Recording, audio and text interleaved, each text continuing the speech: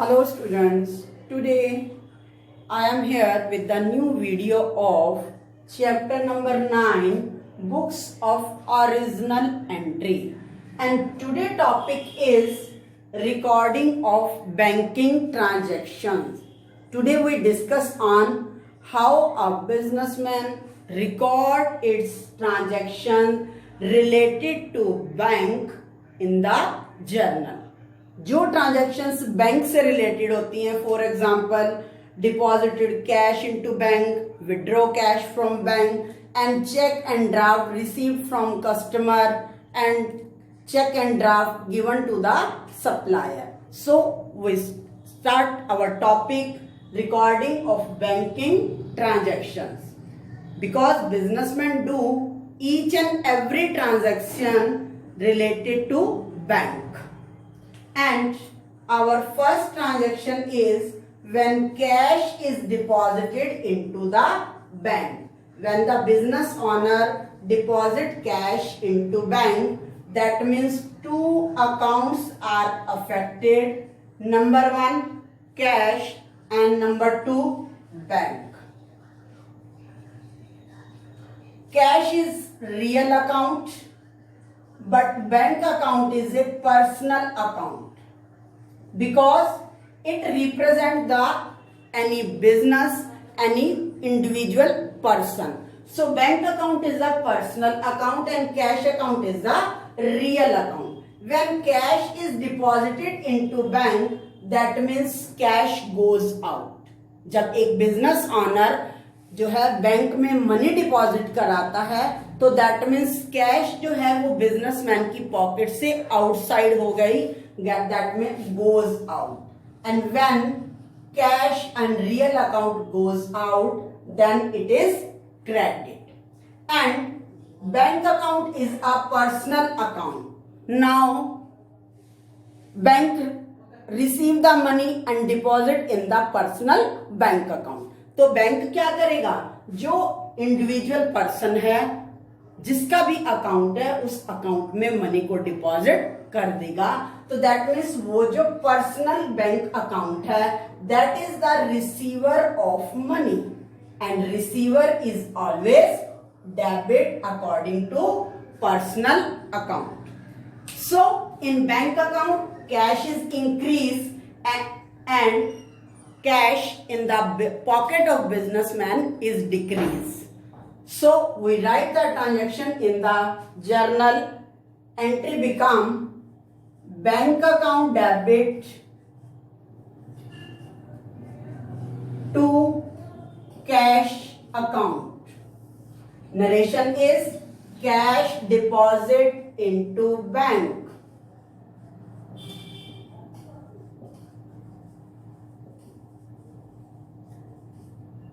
Next is when cash is withdrawn from bank. ये reverse है. अब बिजनेस ऑनर जो है वो क्या कर रहा है, वो कैश से, वो बैंक से अपनी मनी को विड्रॉ कर रहा है यूज के लिए. So in this transaction same two accounts are affected. Number one cash account, number two bank account. In this transaction when business owner withdraw cash from bank, cash real account now increase, that means comes in bank से जब money withdraw की जाती है तो that means cash जो है वो person की पॉकेट में आ जाती है. तो यहाँ पर जो कैश है वो बिजनेस ऑनर की पॉकेट में आ जाएगी, comes in, and when real account increase it is debited. And bank account is a personal account. When we withdraw cash from our personal account, it decrease the amount deposited. तो हमारे bank account में जो भी money deposit होती है वो decrease हो जाती है, and that means bank account is the giver. अब वो मनी बैंक अकाउंट से निकल करके बिजनेस ऑनर की पॉकेट में इन्वॉल्व हो गई, तो that means bank account is the giver and giver is credit. So journal entry become cash account debit to bank account. Cash withdraw from bank. Next is when checks, draft received from customer are deposited into bank on same day या same day. यहाँ पर क्या है, business honour को customer से check मिला है, credit sale थी, credit purchase, credit sale and credit जो भी डीलिंग थी उसमें कस्टमर से चेक या ड्राफ्ट रिसीव हुआ है और वो चेक और ड्राफ्ट जो है वो सेम डे को बैंक में डिपॉजिट हो गया. In the morning business owner receive a cheque from the party and in afternoon on the spot business owner deposited the check into bank. So in this transaction two accounts are affected. Number one, bank account and number two, जिस customer ने cheque दिया है. जब check same day को bank में deposit हो जाता है तो दो अकाउंट इफेक्ट होते हैं, एक बैंक अकाउंट और एक जो है वो कस्टमर का पर्सनल अकाउंट. यहां पर जिस कस्टमर ने चेक दिया है, customer account is a personal account, और जिस भी कस्टमर ने चेक दिया है he is giver, then giver is credit and that check is deposited in our bank. That means वो चेक और ड्राफ्ट की अमाउंट जो है वो पर्सनल बिजनेस ऑनर के पर्सनल बैंक अकाउंट में डिपॉजिट हो जाएगी. ये भी पर्सनल अकाउंट है, तो दैट मीन्स जो बिजनेस ऑनर का पर्सनल अकाउंट है he is the receiver of money and he is debited. So journal entry become bank account debit to customers personal account. Personal account means we business owner receive check from Ram, then Ram is customer, and when check is received from Mohan, then Mohan customer personal account. Now when check and draft received from customer are not deposited on the same date into bank. अब इस transaction और third और fourth transaction में difference सिर्फ यही है कि यहाँ पर कस्टमर से चेक मिलते ही सेम डे बैंक में डिपॉजिट करा दिया है, लेकिन यहाँ पर कुछ बिजनेस ऑनर को काम पड़ गया, वो सेम डे को बैंक में डिपॉजिट नहीं करा सका, तो उस सिचुएशन में क्या जर्नल एंट्री होगी. चेक और ड्राफ्ट तो बैंक तक पहुंचा ही नहीं, तो हम बैंक को डेबिट नहीं कर सकते. यहाँ पर तो बैंक अकाउंट इन्वॉल्व ही नहीं हो रहा. Here two accounts are involved. Number one, check. Number two, customer account. Same, जिस पर्सन से जिस पार्टी से चेक मिला है, एक अकाउंट तो वो हो जाएगा कस्टमर का पर्सनल अकाउंट. दूसरा, अब वो चेक बैंक में ना जा करके चेक अभी भी हमारे पास रखा हुआ है, दैट मीन्स बिजनेस ऑनर के हैंड में है. A new account is maintain, that name is cheque in hand. अब वो चेक इन हैंड जो है वो अभी बिजनेस के पास है, बिजनेस ऑनर के पास है, तो that means it is debit. And customer personal account is giver of the cheque, so it is credit. Always remember, when check is deposited on same day, then journal entry is bank account debit to customer personal account, and when business owner do not deposit the check into bank on the same day, then entry become check in hand account debit to customers personal account. Get it? Next is on the date when above check, draft etc. are sent to the bank. अब वही ये check जो था हमने fourth number entry, जो fourth number transaction है, जो check receive हुआ था वो हमने बैंक में डिपॉजिट नहीं कराया, बैंक ऑनर ने डिपॉजिट नहीं कराया। Next day, on the day when, next day, 2 days, after 2 days, after 3 days, after 4 days, after 5 days, when this check is done, when above check or draft are sent to the bank, that means deposit into the bank। अभी जो check हमने bank में deposit नहीं कराया था, after 2 days, 3 days, 5 days, 1 week, वो business owner go to bank and deposited that check into the bank. Now check reach in bank account। अब check क्या था, यहां पर चेक बैंक तक पहुंचा ही नहीं था। यहां पर अब यही पुराने वाला चेक 1 वीक के बाद क्या हो गया, बैंक में चला गया। बिजनेस ऑनर ने उसको बैंक में डिपॉजिट करा दिया। That means 2 account are affected. Number 1 bank account, और जब ये चेक हमें रिसीव हुआ था, हमने बैंक में डिपॉजिट नहीं कराया था, दैट में एक नया अकाउंट हमने शुरू किया था, चेक इन हैंड। जो चेक हमारे हैंड में था, वो चेक जो अभी तक बिजनेस ऑनर की टेबल की ड्रॉर में रखा हुआ था, आज वो बैंक में चला गया। तो that means bank account which is the receiver of the cheque. Clear? उसने चेक को रिसीव कर लिया तो डेबिट हो गया। यहां पर एक चेक इन हैंड टेबल में रखा हुआ था, अब वो किसने दिया, कस्टमर ने नहीं दिया। कस्टमर ने तो 1 दिन पहले 2 दिन पहले दे दिया था, वो क्रेडिट हो गया। लेकिन अब वो चेक बैंक में जा रहा है, दैट मीन्स अब इस चेक को बैंक में डिपॉजिट कराने कौन जा रहा है, चेक इन हैंड जो हमारी टेबल में रखा हुआ था। ही is the giver and it is credit। So journal entry become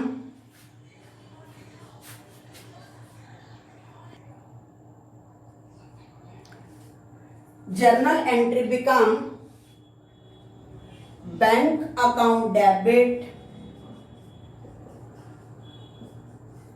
to check in hand account। यहां पर हमने चेक डिपॉजिट नहीं कराया था, तो एक नया अकाउंट डेबिट हुआ था, चेक इन हैंड अकाउंट। जिस दिन वो चेक बैंक में डिपॉजिट हो गया, वो क्रेडिट हो गया, दैट मीन्स वो अकाउंट क्लोज हो गया, फिनिश हो गया, उसका बैलेंस 0 हो गया। Next transaction is when a customer directly deposit the amount in our account. कई बार क्या होता है कि कस्टमर जो है वो पेमेंट डायरेक्टली कैश जो है हमारे बैंक में डिपॉजिट, बिजनेस ऑनर के बैंक अकाउंट में डिपॉजिट करा देता है। तो यहां पर कस्टमर जो है वो डायरेक्टली डिपॉजिट करा रहा है। तो कस्टमर क्या है, कस्टमर जो है वो गिवर है। क्लियर? कस्टमर ने जो है वो मनी दी है, और क्या चीज दी है, कैश दी है, और कैश जो है वो हमारे बैंक के अंदर डिपॉजिट हो गई है। कैश नहीं मिली, वो डायरेक्टली बैंक में डिपॉजिट हो गई है। Then customer personal account is the giver of money, so that giver is credited and now bank account is, bank balance is increases।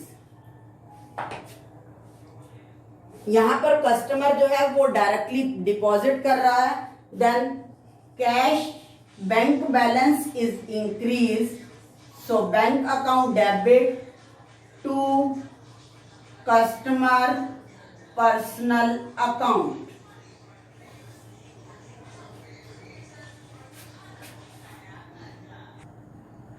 Next is when a previously deposit check dishonor।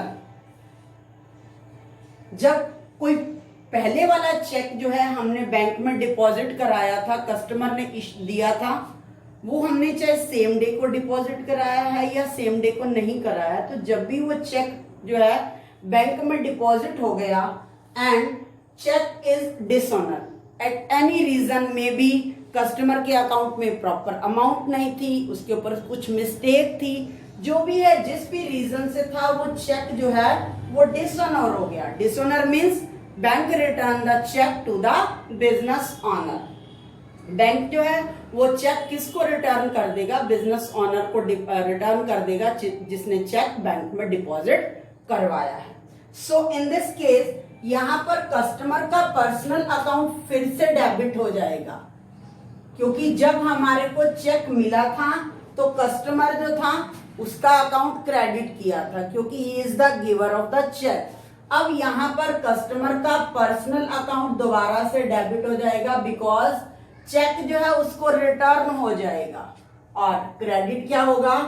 To bank account, क्योंकि यहां पर bank से amount जो है वो decrease हो गई है, बैंक ने मनी डिपॉजिट नहीं की। Next is when cheque is received from customer and discount is allowed and if the check is deposited into the bank on the same day। यहाँ पर जो चेक मिला है उस चेक के साथ साथ डिस्काउंट अलाउड भी थी उस ट्रांजैक्शन पर, तो यहाँ पर जो होगा वो बैंक के साथ डिस्काउंट अलाउड को भी डेबिट किया जाएगा, क्योंकि हमने चेक जो है बैंक में सेम डे को डिपॉजिट करा दिया है, तो that means bank account is debit. और क्रेडिट कौन होगा? कस्टमर का personal account.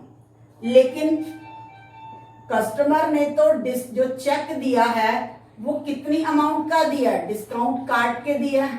For example check 8,000 payment थी और कस्टमर ने अमाउंट डिपॉजिट करवाई 7,650।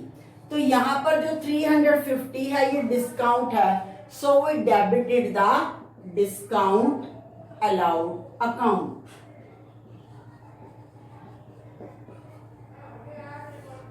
Next is in case of above check is dishonor। अब ये जिस चेक पर डिस्काउंट अलाउड भी था, अब ये वाला चेक जो है डिसऑनर हो जाता है, तो उस केस में क्या होगा? जो हमारे को यहाँ पर डिस्काउंट अलाउड डेबिट की गई है तो ये भी वापसी रिटर्न हो जाएगी उस कस्टमर के अकाउंट से।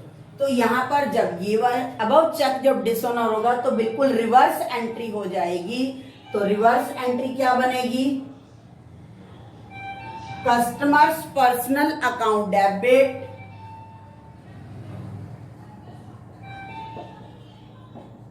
To bank account to discount allowed account. Next is when payment is given by cheque. जब बिजनेस ऑनर जो है payment is given by cheque, that means bank account bank balance is decrease and payment is given. तो यहां पर जिस भी personal को, जिस भी पार्टी को पेमेंट दी गई है उस पार्टी का पर्सनल अकाउंट डेबिट हो जाएगा और बैंक अकाउंट क्रेडिट हो जाएगा।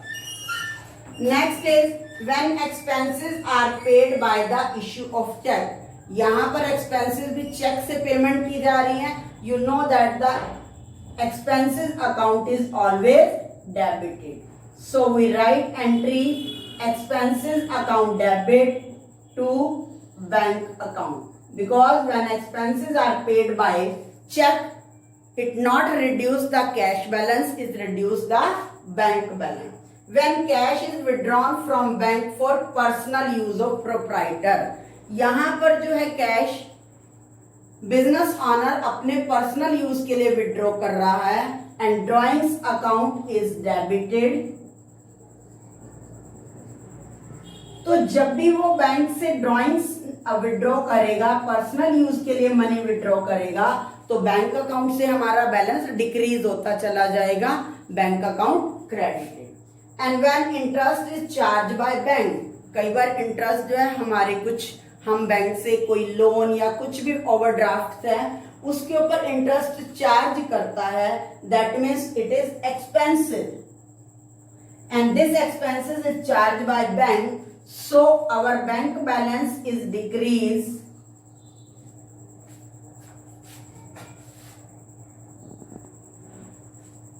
इंटरेस्ट जो है बैंक ने चार्ज किया है, that means interest is expenses and interest account debit to bank account. Next, when interest is given by bank, in this case bank जो है वो इंटरेस्ट दे रहा है, दैट मीन्स हमारा बैंक बैलेंस इंक्रीज हो रहा है, it is income, so we write bank account debit to interest account. And when bank charges some amount, अब बैंक जो है चार्ज करता है अमाउंट किसके पर्पस के लिए, जो हमारे को वो सर्विसेज देता है, एटीएम की, मैसेज की, जो भी सर्विस प्रोवाइड कर रहा है उसके लिए चार्जेस कट ऑफ करता है, तो that means it is also expenses, so we write bank charges account debit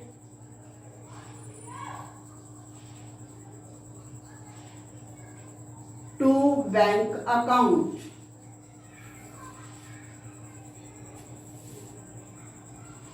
हम यहां पर इंटरेस्ट को पहचान करने के लिए इंटरेस्ट रिसीव्ड भी राइट कर सकते हैं। Clear? So all these transactions are related to bank. I hope you understand the concepts and do practice of the questions.